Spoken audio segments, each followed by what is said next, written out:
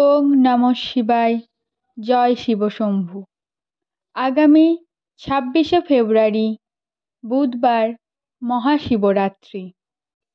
যদিও এই বছর অর্থাৎ 2025 সালে মহাশিবরাত্রি 2 দিন ধরে রয়েছে তিথি অনুসারে। 26শে ফেব্রুয়ারি বুধবার দিন এবং 27শে ফেব্রুয়ারি বৃহস্পতিবার দিন। কারণ বুধবার সকাল 9:42 থেকে শিব চতুর্দশী তিথি শুরু হলেও পরদিন অর্থাৎ বৃহস্পতিবারও শিব চতুর্দশী তিথি থাকছে। বৃহস্পতিবার চতুর্দশী তিথি সমাপ্ত হবে 8:41 সকালে। তাই বুধবার ও বৃহস্পতিবার এই 2 দিনই মহাশিবরাত্রির পূজার জন্য গণ্য করা হচ্ছে। স্বভাবতই এই কারণে এই বছর মহাশিবরাত্রি কবে পড়েছে সেটি নিয়ে সবার মনেই প্রশ্ন জেগেছে এবং মহাশিবরাত্রির উপবাস কবে করা উচিত সেটা নিয়েও নানান মতবিরোধ দেখা দিচ্ছে। আজ এই ভিডিওটির মাধ্যমে এই সকল প্রশ্নর উত্তর ব্যক্ত করব। তার সাথে জানাবো এই বছর শিবরাত্রি পূজায় আপনারা কিভাবে উপবাস করবেন, অর্থাৎ মহাশিবরাত্রির আগের দিন আপনারা ঠিক কোন কোন খাবারগুলি খাবেন এবং যারা মহাশিবরাত্রির দিন নির্জলা উপবাস রাখতে পারছেন না তারা ঠিক কোন খাবারগুলি খেয়ে এই উপবাস সম্পন্ন করবেন এবং উপবাস আপনারা কখন ভঙ্গ করতে পারবেন, এই সমস্ত কিছুই আলোচনা করব এই ভিডিওটিতে। আশা করি বন্ধুরা এই ভিডিওটিতে আপনারা উপকৃত হবেন।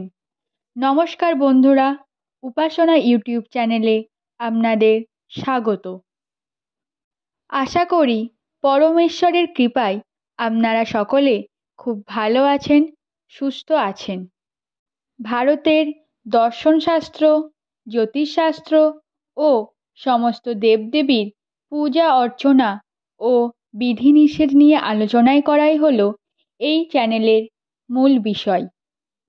বন্ধুরা, সর্বপ্রথম আপনাদের জানাই এই মহাশিবরাত্রি স্মার্ত মতে আগামী 26শে ফেব্রুয়ারি বুধবার দিন পালিত হবে এবং গোস্বামী মতে 27শে ফেব্রুয়ারি বৃহস্পতিবার এই মহাশিবরাত্রির পূজা পালন হবে। আমরা বেশিরভাগ জনই স্মার্ত মতে সমস্ত পূজা অর্চনা করে থাকি। যদি বন্ধুরা আপনি স্মার্ত মতে বিশ্বাসী হন তবে 26শে ফেব্রুয়ারি বুধবার দিনই পূজা সম্পন্ন করবেন। এই বছর মহাশিবরাত্রি পূজার সময় রয়েছে 26শে ফেব্রুয়ারি বুধবার সন্ধ্যা 6:19 থেকে। মহাশিবরাত্রির প্রথম প্রহরের পুজোটি রয়েছে বুধবার অর্থাৎ 26শে ফেব্রুয়ারি সন্ধ্যা 6:19 থেকে রাত্রি 9:26 পর্যন্ত ও দ্বিতীয় প্রহরের পূজার সময় রয়েছে রাত্রি 9:26 থেকে মধ্যরাত্রি 12:24 পর্যন্ত। তৃতীয় প্রহরের সময় রয়েছে মধ্যরাত্রি 12:24 থেকে ভোর 3:41 পর্যন্ত এবং চতুর্থ প্রহরের পুজোর সময় রয়েছে ভোর 3:41 থেকে পরের দিন সকাল 6:38 পর্যন্ত। শিবরাত্রির যে মূল পূজা অর্থাৎ নিশীথ পূজা তার সময়সূচি রয়েছে রাত্রি 12:09 থেকে 12:59 পর্যন্ত। আশা করি বন্ধুরা এই বিষয়টি আপনাদের কাছে পরিষ্কার হয়েছে। এবার আপনি যদি মহাশিবরাত্রি পূজা স্মার্তমতে 26শে ফেব্রুয়ারি বুধবার পালন করেন এবং উপবাস রাখেন, তাহলে মহাশিবরাত্রির যে পারণ ক্রিয়া অর্থাৎ উপবাস ভঙ্গের ক্রিয়া তা আপনাদের রয়েছে বৃহস্পতিবার।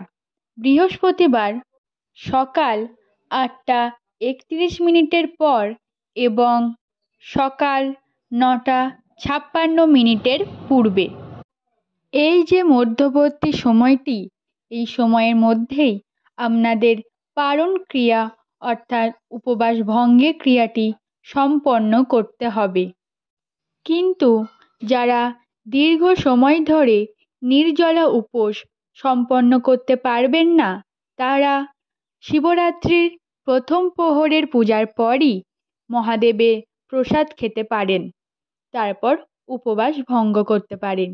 কিন্তু রবি শস্য অর্থাৎ ভাত, রুটি ইত্যাদি খাওয়া পারণ ক্রিয়া সম্পন্ন হওয়ার পরই প্রয়োজন।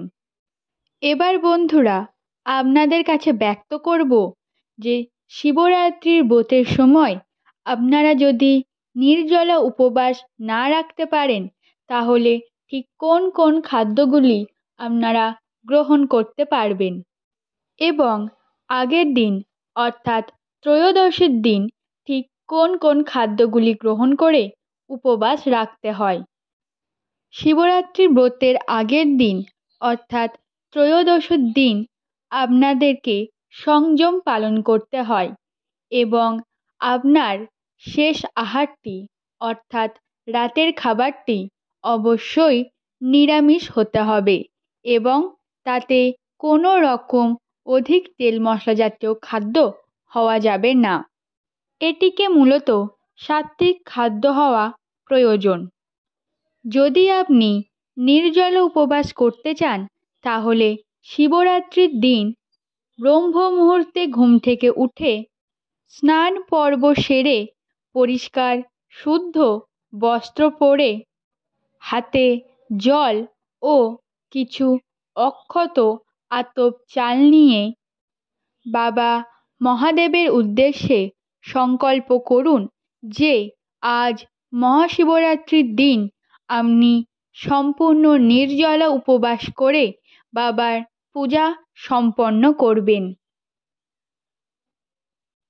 যদি আপনি নির্জলা উপবাস রাখতে না পারেন, অর্থাৎ কোনো শারীরিক বা অন্য কোনো কারণের ফলে যদি এটি সম্ভব না হয়, তবে আপনি ব্রহ্ম মুহূর্তে ঘুম থেকে উঠে স্নান পর্ব সেরে বাবা মহাদেবের উদ্দেশ্যে এই সংকল্প করুন যে কোনো প্রকার পঞ্চ রবি শস্যের আহার গ্রহণ করবেন না, অর্থাৎ ধান থেকে উৎপন্ন খাবার, গম থেকে উৎপন্ন খাবার, যব বা ভুট্টা থেকে উৎপন্ন হওয়া খাবার, সরিষার তেল থেকে উৎপন্ন হওয়া খাবার এবং কোনো রকম ডাল জাতীয় খাবার আজ গ্রহণ করবেন না।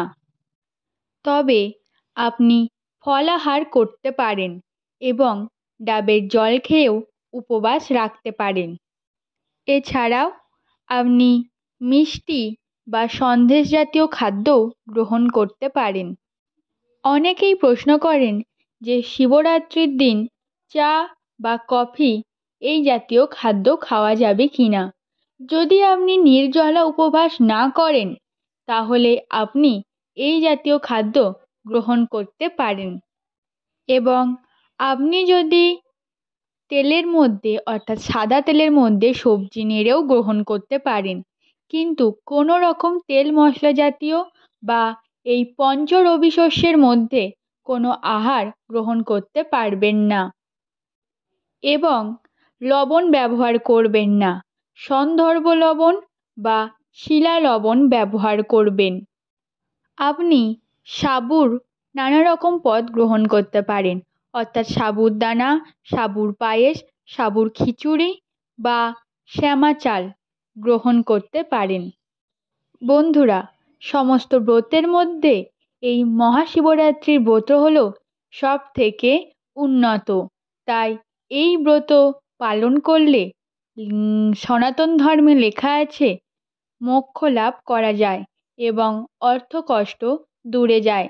তাই এই ব্রত পালন একটু কঠিন।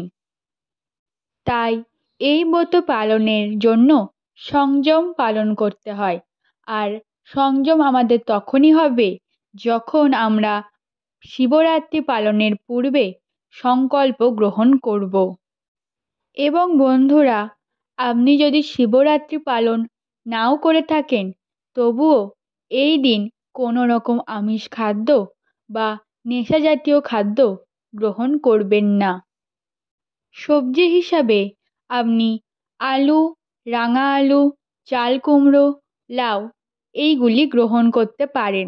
তবে বেগুন এই দিন একদমই গ্রহণ করবেন না। যারা শিবরাত্রির ব্রত করছেন তারা পরের দিন পারণ ক্রিয়ার পর বাবার প্রসাদ খেয়ে আপনারা সাত্ত্বিক খাদ্য গ্রহণ করতে পারেন। এবং ওই উক্ত দিনে পঞ্চরবি শস্য গ্রহণে কোনো নিষেধ নেই। তবে এই পারণের দিনও কোনো রকম আমিষ খাদ্য গ্রহণ করবেন না। আশা করি বন্ধুরা, আজকের এই ভিডিওটি থেকে আপনারা অনেক প্রশ্নের উত্তর পেয়েছেন। এছাড়াও যদি কোনো প্রশ্ন থাকে নিচের কমেন্ট বক্সে লিখে দেবেন। আজ এইটুকুই। আবার দেখা হবে নতুন কোনো মহাশিবরাত্রির ব্রত নিয়ে। ততক্ষণ ভালো থাকবেন এবং চ্যানেলে প্রথম হলে অবশ্যই চ্যানেলটিকে সাবস্ক্রাইব করে পাশে থাকবেন এবং বেল আইকনটিকে ক্লিক করে দেবেন যাতে আমার ভিডিও আপনার কাছে সকলের আগে পৌঁছায়। নমস্কার বন্ধুরা। হর হর মহাদেব।